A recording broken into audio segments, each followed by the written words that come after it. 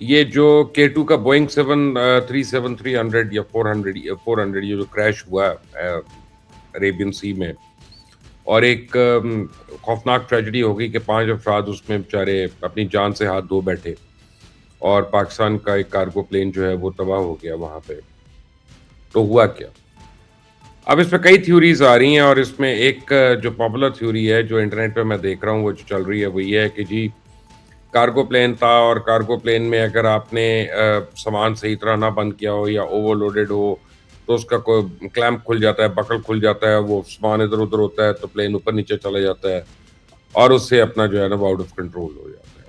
ہو سکتا ہے، ہو نوز. لیکن یہ پڑھی لکھی تھیوری نہیں ہے. یہ تو تھیوری اس وقت اسٹیبلش ہو سکتی ہے جب انویسٹیگیٹرز جو ہیں وہ پراپر اس کی باڈی کو ایگزامن کر کے پھر وہ جو ڈفرینٹ چیزیں بتائیں گے ان میں سے ایک یہ بھی ہو سکتی ہے. لیکن کچھ چیزیں جو اب سمجھ آ گئی ہیں ہمیں، اور جو میں نے 1.5 دن اس کے اوپر تحقیق کی، مختلف پائلٹ سے بات کی، انجینئر سے بات کی، اور میں کوشش کر رہا ہوں کہ بوئنگ والوں سے بھی میری بات ہو جائے آج. تو اس سے ابھی تک جو میرے سامنے ڈیٹا آیا ہے وہ بڑا ہی پریشان کن ڈیٹا ہے. اور وہ ڈیٹا یہ کہتا ہے کہ اس میں سول ایویشن اتھارٹی کا بہت قصور ہے، اور اس میں پائلٹس کی ٹریننگ کا بڑا فقدان ہے، اور پائلٹ بھی ایک نالائق تھا، ایک، دوسرا نہیں.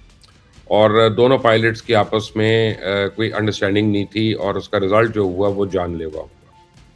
اب ہوا کیا وہ آپ کو بتانا ضروری ہے، اور اس میں سول ایویشن کا کیا ذمہ آ گیا، پائلٹ کا کیا ذمہ آ گیا، اور یہ سب کچھ کیسے ہو گیا. پہلے آپ کو بتاؤں یہ جو 737 تھا K2 ایویشن کا جو کارگو کے لیے اڑا رہے تھے، یہ سب سے پہلے خریدا تھا رشیا نے ایرو فلوٹ میں، جو رشین ایئر لائن ہے اس کے اندر یہ فلائی ہوتا رہا، بہت سال فلائی ہوتا رہا. پھر اس کے بعد جب یہ پرانا ہو گیا تو انہوں نے اس کو بیچ دیا، اور آگے مختلف ہاتھوں میں ہوتے ہوئے ایونچولی یہ K2 کے پاس پہنچ. اب جب یہ K2 کے پاس آیا تب سے اس جہاز کے اندر سیریس ایشوز تھے، اور وہ رپورٹ ہوئے ہیں. دیکھیں جہاز جو بھی ہوتا ہے نا اس کی ہر چیز رپورٹ ہوتی ہے. یعنی میں نے اگر اپنے جہاز میں کوئی سیٹ کا کور میں بدلوں، اتنی انسگنیفیکنٹ سی بات ہے، اگر میں اس کا سیٹ کا کور بدلتا ہوں تو مجھے وہ اس کی رپورٹ ہوگی، وہ سول ایویشن اتھارٹی آئے گی اور وہ اس کو انڈورس کرے گی کہ یہ ہوا ہے اور یہ صحیح ہے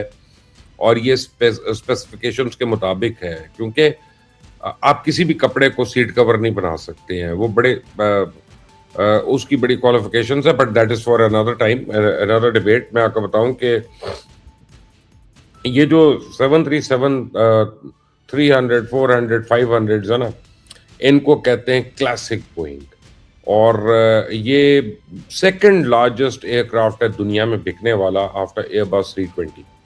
ایئر بس 320 اب پچھلے 2-3 سال کے اندر that is become the largest selling plane aircraft in the world. لیکن 737 اس سے پہلے نمبر 1 پوزیشن پہ رہا ہے. جو بعد کی سیریز ہے ان کی 600 700 800 اس میں ایشوز آئی ہیں بوئنگ کو. اس کو کہتے ہیں این جی کا مطلب ہے نیو جنریشن.